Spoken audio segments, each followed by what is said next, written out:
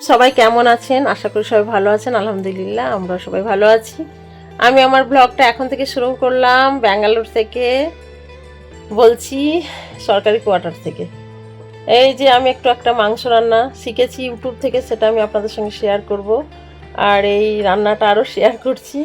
আমার খালাতো ভাই এসেছিলো আর রাজের পাপা চাচাতো ভাই দিয়ে সবসময় বলছিল, মলি আপা পিয়ুষকে টিফিন দিচ্ছ না, পিয়ুষকে টিফিন দিচ্ছ না, তাই রান্না দেখ তোর ভাইপোকে আমি এই টিফিনটাই দিই। সেই জন্য আমি আর ভিডিওটা বানালাম। খুব ভালোবাসে আমার ছেলেদেরকে, কি বলবো, সব সময় মলি আপা পিয়ুষকে টিফিন দিচ্ছ না, টিফিন তো ভাই আর রাজের পাপার চাচাতো ভাই, তাই দুই সম্পর্ক আমাদের। কিন্তু আমার ছেলেদেরকে এত ভালোবাসে।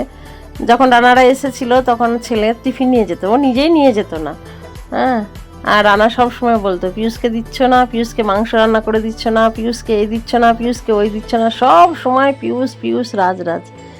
তাই ভিডিওটা রান্না তো দেখে, সেই জন্য বানালাম যে পিয়ুষকে আমি প্রত্যেক দিনই দিই রে টিফিন, এইভাবেই রান্না করে দিব। মাংস নিয়ে যায় জিম করে যেহেতু, সেই জন্য তাই এইভাবে রান্না করে তোর ভাইপোকে আমি এই টিফিনটাই দিই। প্রত্যেক দিন চিকেনটাই বেশি করে নিয়ে যায়। তা আমিও আপনাদের সঙ্গে একটু শেয়ার করি চিকেনটা। তাই আজকে রান্নাবান্না দিয়েই ভিডিওটা শুরু করছি। ভিডিওটা কেমন লাগছে একটু জানাবেন, কমেন্ট করবেন প্লিজ। আর আমার পদ্ধতিতে কারা কারে এরকম ভিডিও করেন, রান্না করেন, আমাকে একটু জানাবেন, তাহলে আমারও খুব ভালো লাগবে। এই আর কি। তাহলে চলুন রান্নাটা শুরু করা যায়।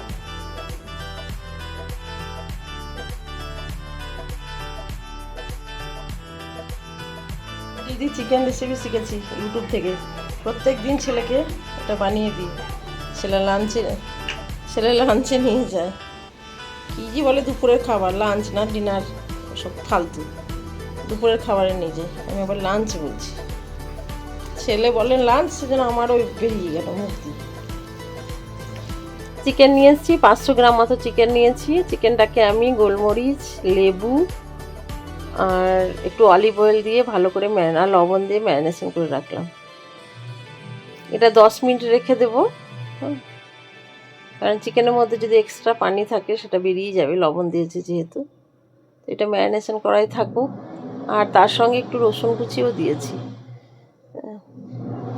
আর রসুনের ফ্লেভারটা এত সুন্দর লাগে কি বলবো। আমি অবশ্যই রান্নাটা শিখেছি ইউটিউব থেকে। আর এই যে ম্যারিনেশন হয়ে গেল 10 মিনিট। প্রচণ্ড ব্যথা করছে, তাই ভিজা গামছা জড়িয়ে রেখেছি। মাইগ্রেনের ব্যথা উঠেছে, এত ব্যথা কি করব। তো কিছু করার নেই, রান্না তো করতেই হবে, ছেলেটা হবে না খেয়ে চলে যাবে। এই আর কি। ফুজিবুবকে বললাম আজকে এসো, তো আসতে পারবে না আজকে। এই যে বলে না বাঁশের থেকে কঞ্চি শক্ত, তাই হয়েছে অবস্থায়। পানি এবার ঠিক টাইমে বন্ধ করে দেয়, 2-3 মিনিটও করে না, কি বলবো। 2-3 মিনিট বা 1 মিনিটও বেশি দেয় না একদম। তো যাই হোক, পানি চলে গেল, এখনো কাজ কমপ্লিট হয়নি আমার। এটা কেটে নিই। আমি তো আবার চাকুতে কাটতে পারি না, বাবা কি করে কাটে, আমার বটি ভালো, সেই জন্য কেটে নিই, দাঁড়িয়ে দাঁড়িয়েই কাটবো বটিতে।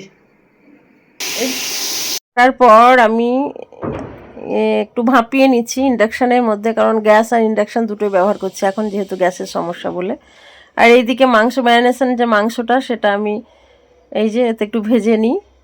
কড়াইয়ের মধ্যে হালকা তেল দিয়েছি, আর এমনিতে অলিভ অয়েল দেওয়াই ছিল মাংসের সঙ্গে ম্যারিনেশনের সময়, তাই বেশি তেল দিলাম না, এমনি গরম করেই মাংসগুলোকে সাজিয়ে নিলাম।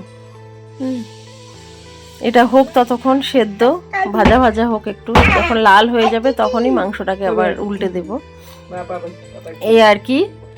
আর এই যে ক্যাপসিকাম আর পেঁয়াজ কেটে নিয়েছি, একটু পেঁয়াজগুলোকে ছাড়িয়ে নিয়েছি, 4 ভাগ করে পেঁয়াজগুলোকে ছাড়িয়ে নিয়েছি, চিলি চিকেনের মতো পিস। ক্যাপসিকামগুলোকেও চ্যাপটা চ্যাপটা করে কেটে নিয়েছি। এই রান্নাটা আমি শিখেছি ইউটিউব থেকে, খুব ভালো লেগেছে, দারুণ কিন্তু খেতে হয়। এই যে 1 পিঠ লাল হয়ে গেল, আবার সেকেন্ড পিঠটা দিয়ে দিলাম। এবার একটু ঢাকা থাক, কিন্তু ভাজার সঙ্গে একটু সেদ্ধ করতে হবে হালকা। এই যে হয়ে গেল। এই চাটুর মধ্যে অল্প একটু অলিভ অয়েল নিলাম। পুরো রান্নাটা অলিভ অয়েল দিয়েই বানাচ্ছি। এরপরে তেলটা গরম হয়ে গেলে এই যে রসুন কুচি আর লঙ্কা দিলাম। লেবু দিলে আরও সুন্দর লাগে, কিন্তু আমার কাছে এই মুহূর্তে লেবু নেই, সেজন্য লেবুটা স্কিপ করতে হলো। এই যে তারপরে সবজি দিলাম, পেঁয়াজটা আর ক্যাপসিকামটা একটু ভাজা ভাজা করে নেব। তারপরে ওই যে ভাপানো সবজিগুলো দিয়ে দিলাম।